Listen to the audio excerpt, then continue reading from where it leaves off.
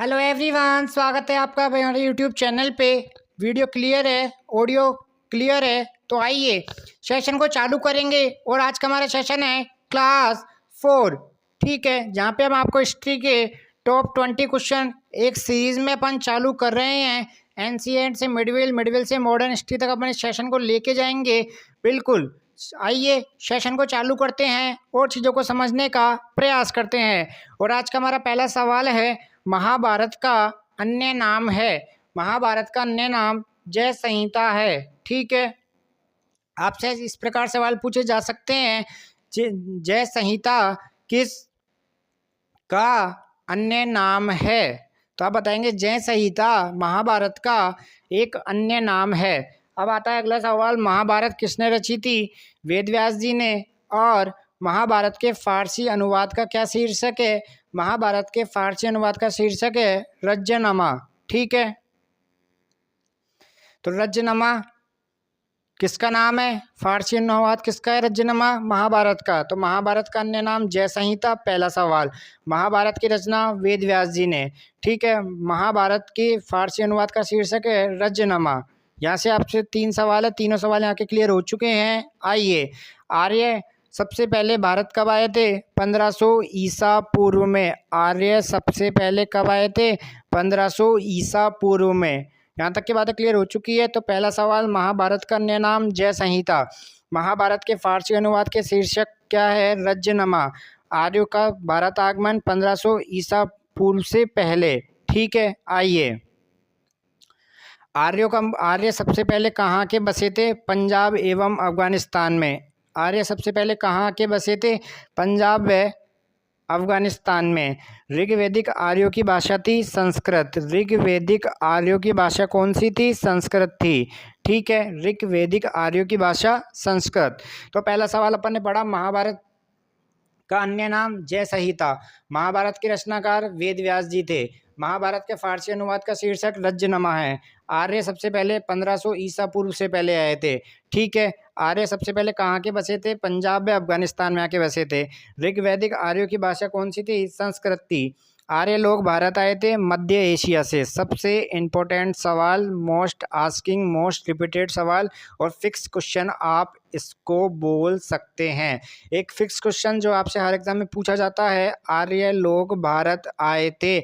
आर्य लोग भारत कहाँ से आए थे? मिड एशिया से यह भारत आए थे। मध्य एशिया से यह भारत आए थे। यहाँ तक के पॉइंट क्लियर हो चुके हैं आपके। आर्य कहाँ से आए थे? मध्य एशिया से आए थे। तो पहला से यहाँ पे इस पेज का पहला सवाल, आर्य सबसे पहले पंजाब अफगानिस्तान में। ऋग्वैदिक आर्यों की भाषा थी संस्कृत और आर्य लोग भारत आए थे मध्य एशिया से, ठीक है। आइए, शून्यवाद के प्रतिपादक हैं। शून्यवाद के प्रतिपादक हैं नागार्जुन। शून्यवाद के प्रतिपादक कौन है? नागार्जुन है। शून्यवाद के प्रतिपादक कौन है? नागार्जुन है। इंपॉर्टेंट सवाल है, आप लोग ध्यान रखेंगे, ठीक है। अब आता है भगवान बुद्ध से संबंधित ये सवाल है कुछ। भगवान बुद्ध का जन्म हुआ था लुम्बिनी वन में। भगवान बुद्ध का जन्म हुआ था कपिलवस्तु के लुम्बिनी वन में। कब हुआ था? 563 ईसा पूर्व में। कब हुआ था? 563 ईसा पूर्व में। बाइट आपको याद रखना पड़ेगा, बिल्कुल सटीक याद रखना पड़ेगा। भगवान बुद्ध का जन्म हुआ था कपिलवस्तु के लुम्बिनी वन में। कपिलवस्तु के लुम्बिनी वन में। आपसे पूछ सकता है लुम्बिनी संबंधित है। लुम्बिनी भगवान बुद्ध के जन्म स्थान है, ठीक है। आपसे सवाल किस प्रकार भी पूछा जा सकता है आपको, लेकिन याद होना चाहिए। भगवान बुद्ध की मृत्यु हुई थी कुशीनगर में। भगवान बुद्ध की मृत्यु हुई थी कुशीनगर में। और कब हुई थी? 483 ईसा पूर्व में। भगवान बुद्ध की मृत्यु कुशीनगर में। तो भगवान बुद्ध का जन्म लुम्बिनी वन में, भगवान बुद्ध की मृत्यु हुई थी कुशीनगर में। भगवान बुद्ध की मृत्यु की घटना है, उसको क्या कहा जाता है? भगवान बुद्ध की मृत्यु की घटना को महापरिनिर्वाण। वेरी वेरी इंपॉर्टेंट वर्ड है, ध्यान रखना। क्या कहा जाता है? महापरिनिर्वाण। महापरिनिर्वाण वेरी वेरी इंपॉर्टेंट है, आप लोग ध्यान रखेंगे। महापरिनिर्वाण। महापरिनिर्वाण आपसे बहुत बार सवाल पूछा जा सकता है। महापरिनिर्वाण क्या है? यह भगवान बुद्ध की मृत्यु से संबंधित है। और महाविनिष्क्रमण क्या है? महाविनिष्क्रमण था जब भगवान बुद्ध ने सांसारिक व्यथाओं से व्यथित होकर क्या कर दिया था, गृह त्याग या संसारिक मोहमाया से त्याग दिया था। कितने वर्ष की आयु में त्यागा था, 29 वर्ष की आयु में त्यागा था। उनको ज्ञान प्राप्ति कब हुई थी, 35 वर्ष की आयु में हुई थी। कितने वर्षों तक उन्होंने, 7 वर्षों में उनको ज्ञान प्राप्ति हुई थी। तीनों सवाल वेरी वेरी इंपॉर्टेंट है। कितने वर्ष की आयु में उन्होंने गृह त्याग किया, 29 ईयर्स में। उनको ज्ञान का प्राप्त हुआ 35 ईयर्स में। कितने साल लग गए उनको ज्ञान प्राप्त करने में, 7 साल लग गए। ठीक है, तीनों सवाल वेरी वेरी इंपॉर्टेंट है। आइए, भगवान बुद्ध के प्रथम गुरु थे आलकराम। ठीक है, बुद्ध द्वारा गृह त्याग की घटना है महाविनिष्क्रमण। आपको पहले ही कॉन्सेप्ट बता चुके हैं महाविनिष्क्रमण का, तो ध्यान रखना। महापरिनिर्वाण भगवान बुद्ध की मृत्यु से संबंधित है। महाविनिष्क्रमण भगवान बुद्ध ने सांसारिक व्यताओं से व्यतीत होकर अपना गृह त्याग किया था, उससे संबंधित है। दोनों सवाल यहाँ से क्लियर हो चुके हैं। आइए, भगवान बुद्ध के प्रथम प्रवचन क्या कहलाता है, वह कहलाया चक्र प्रवर्तन। ठीक है,